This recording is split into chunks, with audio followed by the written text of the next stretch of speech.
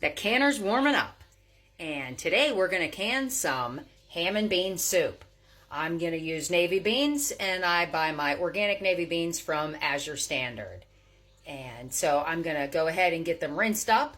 I am going to can these beans. I'm not soaking them first because I don't want mushy beans in my ham and bean soup. So let's get these washed up. This was just a small bag of beans, so I'm going to get them all rinsed off here. Make sure there's nothing, no rocks or anything in the beans. Make sure they're nice and clean, and then we'll start jarring up. And I'm already prepared. I've got everything chopped up. I've got my ham, carrots, and celery, and then my broth. I'm going to use some chicken broth that I canned in August, and maybe a little water if I need to add to it. All right, so the canner is telling us that it is time to fill the jars. All right, now we're going to add 1 cup of beans to this jar, and I'm going to add a cup of ham. Okay, and then I'm going to add also a 1/3 of a cup of carrots. Okay, and a 1/3 of a cup of my celery.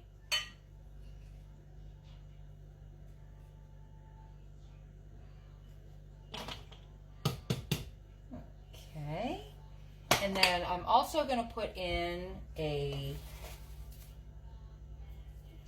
about a half of a tablespoon of the minced onion. And then we're going to add some salt and some pepper. Let me get that. All right, so I'm going to add a 1/2 teaspoon of salt and a 1/2 teaspoon of pepper. And again, you know, if you're salt conscious, go ahead and delete it.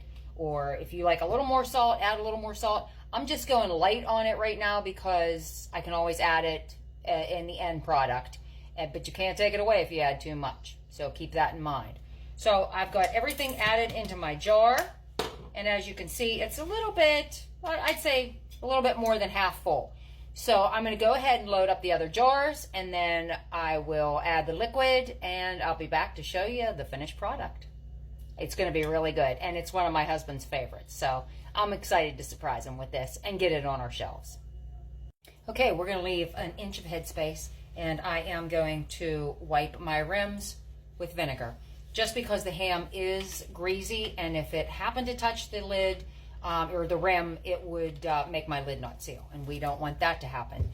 So let's get these jars filled and in the canner. Alrighty, they've been debubbled, and they are going into the pressure canner now because it's meat, it's going to be pressure canned for 90 minutes. If there was no meat, it wouldn't be as long, but because there's meat, we want to ensure that we kill everything, all the botulism spores, if there were any in there, and we want to make it a safe product, so we're going to do 90 minutes. We'll see you when it's done.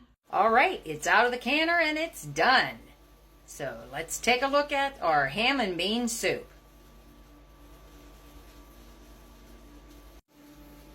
We've got 5 quarts of ham and bean soup. Looks delicious.